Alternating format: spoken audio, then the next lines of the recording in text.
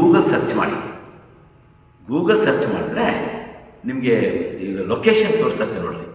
ಆ ಲೊಕೇಶನ್ ಚಿಹ್ನೆ ನೋಡ್ರಿ, ಹೀಗೆ ಬಂದು ಹೀಗೆ ನಿಂತಿದೆ ಅಲ್ವಾ? ನೋಡ್ರಿ, ಇದೇ ಚಿಹ್ನೆನೇ, ಸೇಮ್ ಚಿಹ್ನೆನೇ.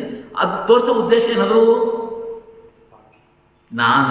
ನಾವು ಹುಡುಕ್ಬೇಕು ಅಂದರೆ, ದಾರಿ ಹುಡುಕ್ಬೇಕು ಅಂದರೆ ಎಲ್ಲಿನಕ್ಕೆ ಈ ಚಿಹ್ನೆ ತೋರಿಸತ್ತಲ್ವ, ಹಾಗೆ ನಾನು ಎಲ್ಲಿದ್ದೇನೆ ಅಂದರೆ ಅವನು ಹೇಳ್ಕೊಳ್ಳೋದು, ಯಾರ ಪಾಂಡುರಂಗ, ನಾನು ಎಲ್ಲಿದ್ದೇನೆ, ನನ್ನನ್ನು ಸಂಪರ್ಕ ಹೇಗೆ ಮಾಡ್ಬೋದು ಅನ್ನೋದಕ್ಕೆ ಇದೊಂದು ನಾನು ಸರ್ವಾಂತರ್ಯಾಮಿ. ಎಲ್ಲೇ ನೋಡ್ರು ನಾನು ಅಲ್ಲಿರ್ತೀನಿ. ಇಡೀ ಪ್ರಪಂಚದಲ್ಲಿ ನೀವು ಗೂಗಲ್ ಸರ್ಚ್ ಹುಡುಕಿದ್ರೆ ಮೊದಲನೇ ಚಿಹ್ನೆನೇ ಬರೋದು. ಅರ್ಥ, ನಾನು ಎಲ್ಲ ಕಡೆಗೂ ವ್ಯಾಪಿಸಿದ್ದೇನೆ ಅನ್ನೋದನ್ನು ಈಗಿನ ಸೈಂಟಿಸ್ಟ್ಗೆ ಅದು ಯಾವ ತಲೆ ಕೊಟ್ಟನೋ ಗೊತ್ತಿಲ್ಲ. ಅಲ್ಲಿ ನೋಡಿದ್ರೆ ಆ ಸೈಂಟಿಸ್ಟ್ಗೂ ಅದೇ ತಲೆ ಇದೆ, ಇವನಿಗೂ ಅದೇ ಉದ್ದೇಶ ಇತ್ತು, ಇವನೇ ಅವನಿಗೆ ಬುದ್ಧಿ ಕೊಟ್ಟ ಅಂತ. ಸರಿನಾ?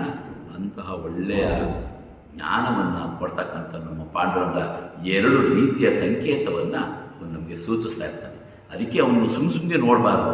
ಸುಮ್ಮನೆ ನೋಡೋದ್ರಿಂದ ಒಂದು ಶಿಲೆ ಅಷ್ಟೇ, ಆದರೆ ಆ ಶಿಲೆಯ ಒಳಗೆ ಒಬ್ಬ ಜೀವಂತವಾದ ವ್ಯಕ್ತಿ ಇದ್ದಾನೆ.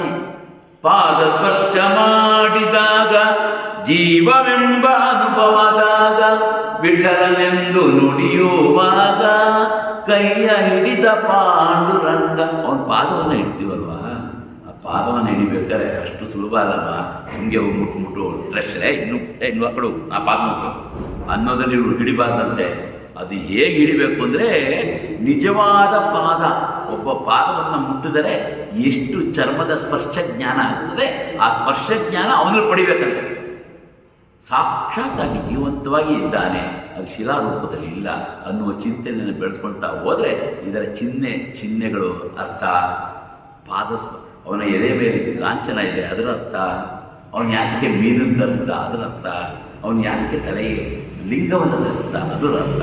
ಇವೆಲ್ಲವೂ ಅರ್ಥ ಮಾಡ್ಕೊಂಡು ಜ್ಞಾನವನ್ನು ಸಂಪಾದನೆ ಮಾಡ್ತಾ ಹೋಗಬೇಕಂತ ಅರ್ಥ ಆಯ್ತಾ? ಅದಕ್ಕೆ ನಿಮ್ಗೆ ಆ ಪ್ರಶ್ನೆ ಬಂದಿದ್ದು, ಯಾರೋ ಆ ಪ್ರಶ್ನೆ ಕೇಳಿರಲಿಲ್ಲ ಅಲ್ವಾ? ಅದೇ ಪಾಪ ಕೆಲವರು ಅಂದ್ಕೊಂಡಿರ್ತಾರೆ, ಹೊಡೋಗ್ತಾರೆ, ಹೆಂಗೆ ಕೇಳಪ್ಪ ಗುರುಗಳನ್ನ.